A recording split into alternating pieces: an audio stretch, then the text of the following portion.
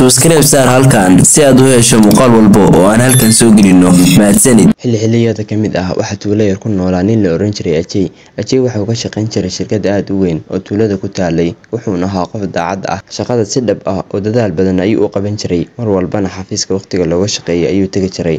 markuu maamulaha xafiiska arkay sida uu u shaqeynayay Ajay aad buu ugu farxay, wuxuuna u qaaday kalsooni fara badan. maalmaha ka mid ah ayaa Ajay waxaa loo sheegay inuu dalka dibadiisa u safrayo. markaas ayuu Ajay dareemay farxad aad u weyn. safarkiisana wuxuu ahaa safarkii ugu horeeyay ee uu Ajay dalka dibadiisa uga baxo. Ajay markii uu guriga u tagay ayuu waalidkiis u sheegay warkii oo dhan, wuxuuna bilaabay inuu waalidkiis ka codsado ogolaanshaha safarkiisa. Aabi hooyo waxaan rabaa inaan u safro dal shisheeye sababo la xiriira shaqada xafiiska, iyo ogolaan kartaan inaan tago. wiilkaygiiyo waa ku ogolaan lahaa inaad dibadda aado. ogowna qoyskeena weligiis cidna dibadda kama aadin, adiguna waxaad tahay qofkii ugu horeeyay ee dibadda naga aada ee islaali. maalintii xigtay Ajay waxa uu isu diyaariyay safarkiisa, wuxuuna tagay garoonka diyaaradaha. markii uu halkaas tagay wuxuu muujiyay tigirkii uu watay. muddo yar kadib waxaa la gaaray waqtigii diyaaradiisu duuli lahayd. dhammaan rakaabkii waxay muujiyeen tigidhadoodii waxayna galeen diyaaradda. markii diyaaradii muddo yar kooban ay hawada ku jirtay ayaa waxaa cilad ku timid diyaaradii, sidaas darteedna diyaaradii waxay ku degtay meel jasiirad ah oo aan wax dad ah ku nooleyn. dhammaan rakaabkiina waxay ku degeen goobtaas. jasiiradan xitaa uma aysan dhoweyn meel ay degan yihiin, keliyana waxaa ku noolaa ruuxaan.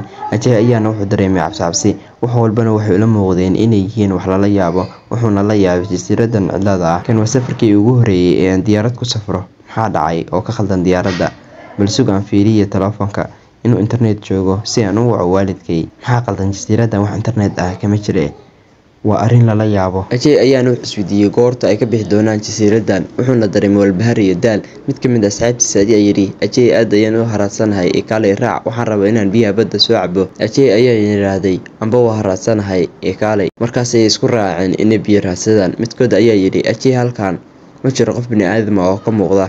wax kasta si cad ayaa loo arkaa, laakiin cid ma joogto halkan. Ajay ayaana yaabay, wuxuuna yidhaahday, sidee sidaasin suurtagal ku noqonaysaa? Ajay saaxiibkii iyagoo biyo raadinaya ayay sii socdeen. markii ay hore u sii socdeen waxay arkeen haro yar oo biyo fadhiyaan, laakiin biyaha harada waxay u ekaayeen kuwo casaan ah oo dhiig oo kale ah. Ajay ayaa wuxuu yidhaahday, waxana biyaa mise waa dhiig? si taxaddar leh ayay ugu sii dhawaadeen haradii. markii ay isku dayeen inay biyo ka cabaan waxay arkeen wax yaab leh oo ka soo baxaya harada. haradiina waxay noqotay mid aan biyo lahayn, waxayna u eg tahay meel dhiig ku jiro oo kale. Ajay saaxiibkii ayaa yidhi, halkan dad badan dhiigoodii ayaa ku jira, ee intaysan dhibaato nagu dhicin meesha aan ka cararno. Ajay saaxiibkii ayaana si dhaqso ah uga tagay goobtii, kadibna way nasteen. kadibna waxay u tageen rakaabkii kale ee diyaaradda. Ajay ayaa yidhi, waxaan caadi ahayn ayaan soo aragnay ee meeshan isaga taga. laakiin rakaabkii waxay u qaateen hadalkiisa kaftan iyo cabsigelin, waxayna bilaabeen inay ku qoslaan iyagoo leh, wuxuu noo sheegay day adeer ma anagana cabsi gelin kartaa? Ajay ayaa yidhaahday, waxaan idin sheegayo waa sax. mid ka mid ah rakaabkii ayaa yidhi, Ajay ruuxaan iyo waxyaalahaas ma jiraan, waa wax maskaxda qofka ku sawiran oo keliya. rakaabkii kale ee diyaaradduna waxay isku raaceen hadalkaas iyagoo leh, haa waa runta. Ajay ayaana wuxuu isku dayay inuu sharaxo wixii uu soo arkay. runtii waxaan raadinayay biyo muddo dheer, markaas ayaan gaarnay meel u eg haro. halkaas ayaana waxyaabo naxdin leh ku aragnay. mid kale ayaa yidhi, aan mar kale tagno oo aan eegno haradaas dhiigga leh si aan u hubino hadalkaaga inuu run yahay iyo inuu been yahay. rakaabkii diyaaradda qaar waxay yidhaahdeen, Ajay iyo saaxiibkiis been ayay sheegayaan, halkanna wax la yidhaahdo haro dhiig kuma taalo. waxayna isku dayayaan inay nawaalaan oo ay cabsi geliyaan. sidaas darteedna cidna kama gelin hadalkoodii. rakaabkii oo dhan way iska aamuseen iyagoo aan si aada u walwalin. waxayna go'aansadeen inay aadaan meeshii uu sheegayo Ajay si ay hadalkiisa usoo xaqiijiyaan. rakaabkii waxay bilaabeen inay u socdaan dhanka haradii uu Ajay sheegay.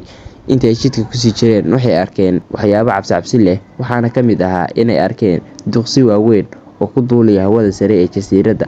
rakaabkii ayaana aad u baqay. mid ka mid ah rakaabkii ayaa yidhi, duqsi sidaan u weyn weligay ma arag. iyagoo hadalka wadaagaya ayay hore u socdeen. iyagoo hadalka wadaagaya ayay socodkoodii sii wateen, iyagoo rajeynaya inaysan cidlo waxyeelo kala kulmin. waxay sii dhaafeen meelo badan oo u eg harooyin, waxayna mar walba kusii socdeen jidka. intii ay sii socdeen waxay arkeen dad u muuqda bini'aadam, laakiin qaabkoodu aad uga duwan yahay. qaar waxay lahaayeen 3 lugood, qaarna 2 madax, qaar kalena madaxa ayaa waxaa ka soo baxayay dixiri iyo cayayaan, qaar kalena waxay lahaayeen ciddiyo aad u dhaadheer. markaas ayay garteen in waxa ay arkeen ay yihiin ruuxaan.